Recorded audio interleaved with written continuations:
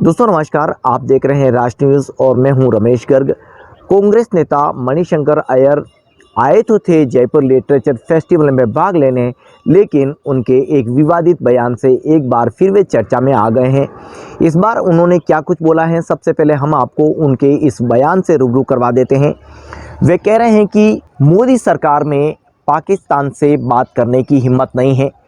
Surgical strike तो कर देते हैं, लेकिन 1 to 1 डायलॉग करने में कहीं न कहीं सरकार अभी भी उस तरह से देखी नहीं जाती है जिसे देखा जाना चाहिए। इस पूरी खबर पर हम नज़र डालते हैं तो मणिशंकर अय्यर एक बार फिर मोदी सरकार पर अटैक करते हुए देखी जा रही है। लेकिन अय्यर साहब ये भूल गए हैं शायद कि पाकिस्तान के साथ जितने भी डायलॉग अभी तक किए गए हैं वे निरर्थक साबित हुए हैं। अय्यर साहब, आप ये भी जान लीजिए कि कांग्रेस के कार्यकाल में जितने भी प्रयास किए गए हैं वे कितने सफल रहे हैं। जो देश आतंकवाद की तरफ इतना बढ़ चुका हो वह शांति वार्ता को लेकर कैसे तैयार होगा और कितनी सफलता उसमें मिलेगी, ये हम प्रैक्टिकली देखें तो ये सार्थक भी होता हुआ दिखाई नहीं देता है। जिस देश में भूखमरी के हालात हो, जिस देश में त्राहिमाम मचा हो, ऐसे में भारत के साथ में 1 to 1 डायलॉग कितने सफल हो सकते हैं ये अंदाज़ा हम लगा सकते हैं। अब हम यदि आपकी मान भी लें तो पाकिस्तान के साथ जो प्रयास आपके सरकारों के द्वारा जो किए गए हैं उसमें कितनी सफलता मिली है ये भी देखने वाली बात है। लेकिन सर्जिकल स्ट्राइक तो वह एक स्टेप था जो आतंकवाद का अति हो चुका था और उसे स्टॉप करने के लिए, या यूँ कह सकते हैं उस पर विराम लगाने के लिए यह सर्जिकल स्ट्राइक भारत को करनी पड़ी। अब अय्यर साहब, आप ये भी जान लीजिए कि पाकिस्तान के साथ भारत ने कितने शांति वार्ता के प्रयास नहीं किए हो, आखिरकार नतीजा क्या हुआ। भारत में आतंकवाद को बढ़ावा देना, भारत में समय समय पर बम ब्लास्ट करना, भारत में युवा पीढ़ियों में जहर फैलाना, भारत में आतंकवादी संगठनों को बढ़ावा देना, ये सही रणनीति पाकिस्तान की भारत के प्रति रही है। और ऐसे में 1 to 1 डायलॉग कितना सक्सेस होगा ये इससे अंदाज़ा लगाया जा सकता है। आपके बयान तो जब जब भी आते हैं कहीं न कहीं राजनीतिक गलियारे में चर्चा ज़रूर हो जाती है। साल 2014 से लेकर अभी तक के बयानों पर नज़र डालें तो ये भी कहीं न कहीं कुछ अलग ही अंदाज में आपके द्वारा कहे जाते रहे हैं। दोस्तों, 2018 के करीब मणिशंकर जी अय्यर का ये बयान आया है कि प्रधानमंत्री नरेंद्र मोदी नीच है। उसके बाद उसका नतीजा क्या हुआ, सारे देश ने आपके बयान की जमकर भर्त्सना की और आखिरकार गुजरात में नतीजा किसके फेवर में गया ये आप अच्छी तरह जान सकते हैं। यहाँ हम किसी व्यक्ति विशेष के बारे में कहने के लिए नहीं बैठे हैं, यहाँ सिर्फ हम उन बयानों की बात करते हैं जो देश के लिए हमेशा ही सार्थक माना जाता हो। राजनीति तो संभावनाओं का खेल है और हर कोई इसमें अपनी संभावनाएं तलाशने के लिए निकलता है, लेकिन उन संभावनाओं का क्या जिसका कोई अर्थ भी नहीं रह जाता है।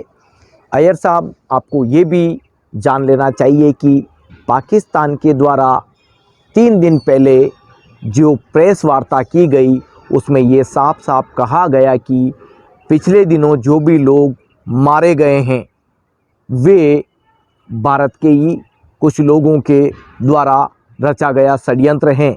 अब पाकिस्तान के लिए वो नागरिक हैं, लेकिन भारत के लिए तो वो आतंकवादी ही कहे जाएंगे। आप ये भी देख लीजिए कि कितने मामले आतंकवाद के भारत में हुए हैं। कंधार मामला भी हमें नहीं भूलना चाहिए, संसद पर अटैक का मामला भी हमें नहीं भूलना चाहिए।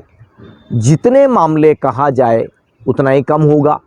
भारत में आतंकवादी गतिविधियों को बढ़ावा देने के लिए यहाँ पर जो कुछ जाल फैलाया जाता है वो भी कम नहीं है।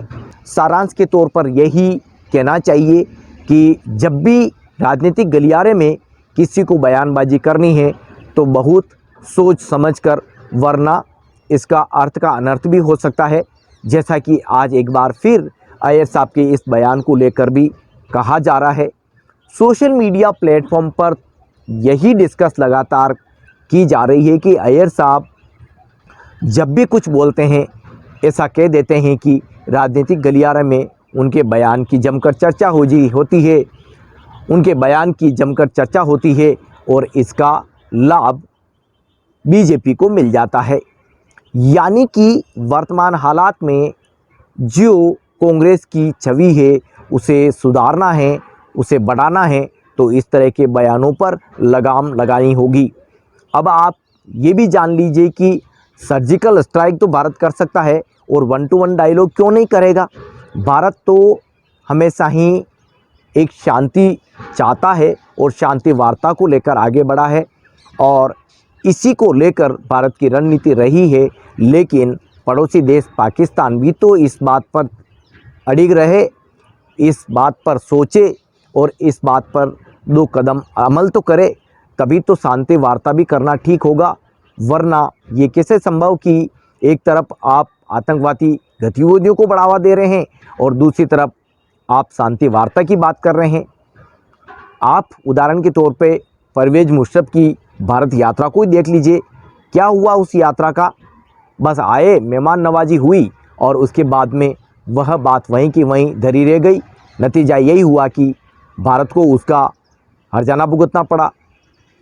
ये बात तय है कि अय्यर साहब, आपकी जो पुस्तक आई, आपकी जो 1 to 1 डायलॉग उसमें किए गए या आपकी जीवनी जो उस पर लिखी गई या आपके बारे में जो कुछ उस पुस्तक में कहा गया, उस पर भी कई तरह के सवाल उठे।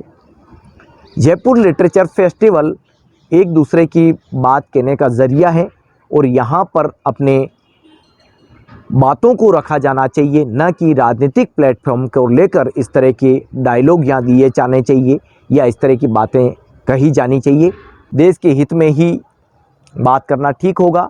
आने वाले दिनों में अब अय्यर साहब से देश यही उम्मीद रखता है कि जब भी राजनीतिक प्लेटफॉर्म पर बात करते हैं तो देश के हित में होनी चाहिए, न कि देश के अहित में, क्योंकि अय्यर साहब भी देश के नागरिक हैं और ऐसे में उन्हें देश के प्रति सकारात्मक रवैया ज़रूर रखना चाहिए। खैर, लिटरेचर फेस्टिवल में आपका अपना ये विचार है, लेकिन देश के हित में यह विचार कतई सार्थक नहीं है। आप क्या सोचते हैं अय्यर साहब के इस बयान को लेकर? क्या अय्यर साहब ने इस वाले बयान में भी जो कुछ कहा वो ठीक कहा, या क्या अय्यर साहब का बयान अभी भी पाकिस्तान का तो समर्थन करता है और देश का जो भी कुछ है वो अहित करता है? अपनी प्रतिक्रिया हमारे चैनल के कमेंट बॉक्स में ज़रूर दीजिए। अगले एक नए कंटेंट के साथ फिर आपसे मुलाकात होगी, तब तक के लिए धन्यवाद।